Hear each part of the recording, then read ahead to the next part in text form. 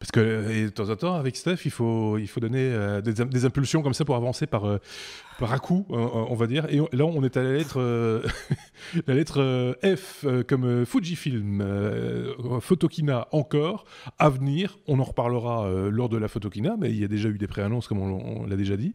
Fujifilm qui confirme certaines choses qui étaient apparues finalement, Benoît. Exactement. Alors, face aux deux mastodontes, Nikon et Canon, qui ensemble font une part énorme du marché des réflexes et qui donc débarquent sur les hybrides en se disant on va raser la table dans pas longtemps, il y a Sony qui va bientôt faire ses préannonces. Sony qui s'est installé sur le marché de l'hybride depuis un moment et qui s'est bien implanté, ce qui explique aussi que les deux autres petits camarades ont dit il faut qu'on avance. Ouais. Et Fujifilm, qui depuis 5-6 ans maintenant sort, non 7 ans, enfin bref, sort des boîtiers qui sont intelligents, qui sont bien faits, qui sont sympas. Et donc, en voyant arriver les deux autres, ça tombe bien, ils se sont dit il est temps qu'on remette à jour et ils viennent de présenter un nouveau boîtier, mais aussi le premier boîtier d'une nouvelle génération. C'est le XT3, c'est leur 4e génération de boîtier. Parce que le premier, il ne l'avait pas fait avec objectif interchangeable, la première génération. Donc, il y a une génération sans objectif interchangeable et puis 3 générations objectifs interchangeables, donc XT3, 3e génération, qui est leur petit... donc, dans Fujifilm, en gros, ils ont une base technique et puis ils le déclinent en 2 ou 3 formes de boîtiers différentes. Et puis après, ils déclinent des boîtiers un petit peu plus simples, on va dire l'équivalent des R dans iPhone, quoi. Donc, les 2 boîtiers en général qui sont plutôt un petit peu haut de gamme, c'est le XT3 qui a un look de réflexe et le X Pro 3, enfin qui n'est pas encore été annoncé, le X Pro 3, mais on s'attend à ce qu'il arrive bientôt, qui lui a un look de caméra, tu vois, ce qu'on appelle un... Ah, j'ai le nom en anglais, je ne l'ai plus en français. Et je l'avais en français parce que j'avais préparé le truc et tout. Bon, c'est pas grave. Fais-le nous en allemand. En anglais.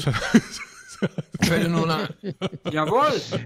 Donc c'est l'appareil avec le viseur qui est séparé qui est pas comme un réflexe, c'est un viseur, un viseur optique en fait. Oui, c'est ça. Un viseur complètement optique. Comme l'appareil que tu nous avais présenté cet été d'ailleurs. Comme effectivement, comme le X100 qu'on avait présenté, qui était mon petit gadget de l'été. Ouais. Alors le grand truc en fait, je vais pas rentrer dans le détail des specs parce que ça va être un petit peu long, mais la grande idée vraiment derrière, c'est Fujifilm a un petit souci, c'est qu'ils font des appareils photo avec un capteur de taille, on va dire de taille moyenne, par rapport à ce que les deux autres proposent. Les deux autres proposent un capteur de la taille d'une pellicule 35 mm et Fujifilm propose des capteurs APS-C, c'est-à-dire la taille en dessous.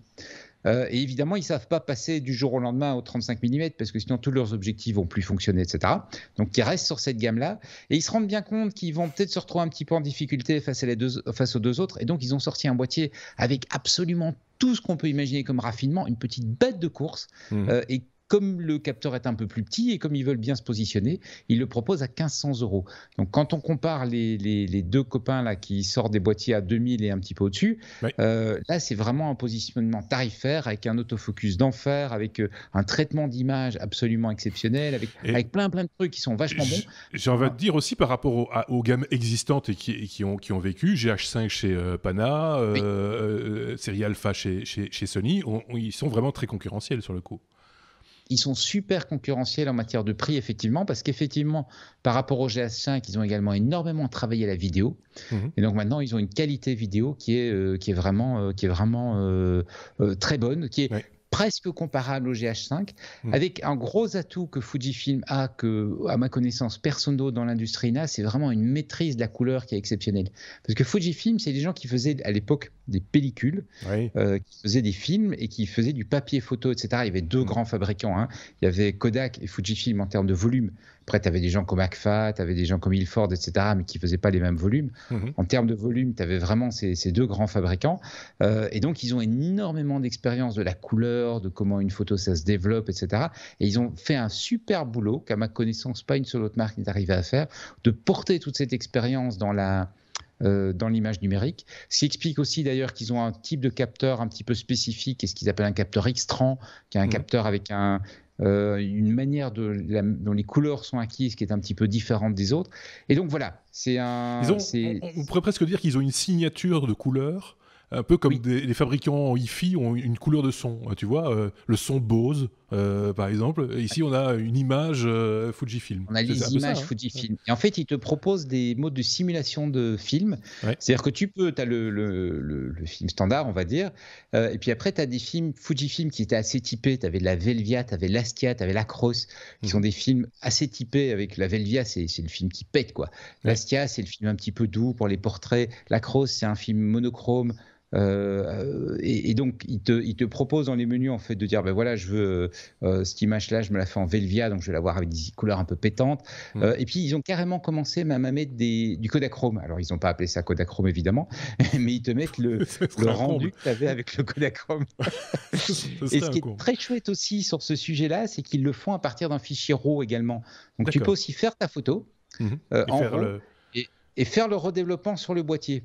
D'accord. Parce qu'ils ne sont pas les seuls à le faire. Hein. Mais ce qui est très très sympa, c'est que justement, tu fais tes photos, tu vas dans le profil par défaut, et puis tu te dis, tiens, mais celle-là, il me la faut un peu plus péchue, tu repasses dessus, tu dis, ok, je me la prends en Velvia, et paf, elle est péchue. Ou je me dis, ah, elle est sympa, c'est un chouette portrait, mais les couleurs sont un petit peu trop fortes, je vais le passer quelque chose de plus doux.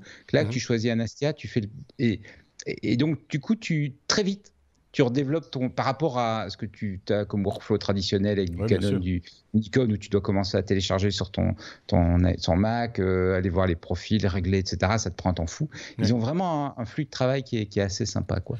Il y a une association aussi nouvelle pour Fujifilm. Alors oui, tout à fait. Donc ils n'en restent pas là. Donc ils ont annoncé le X-T3. Ils vont également annoncer sans doute un moyen format. C'est-à-dire, ils ont déjà dans leur gamme en fait un appareil numérique moyen format. Le moyen format, c'est le format au-dessus du 35 mm. Donc, c'est des capteurs vraiment mastoc. Et ils ont un premier boîtier qu'ils ont sorti il y a 1 an et demi, 2 ans, et ils vont leur mettre à jour ici sur la Kina. Et enfin, parce que ils commencent à s'implanter justement comme étant un fabricant assez sérieux, et que de plus en plus on voit des photographes qui se rendent compte que Fujifilm a une offre rapport qualité-prix qui est assez attractive. Un grand fabricant de matériel de studio, Elinchrom, qui fait des flashs de studio, vient d'annoncer sa nouvelle compatibilité avec les boîtiers Fujifilm.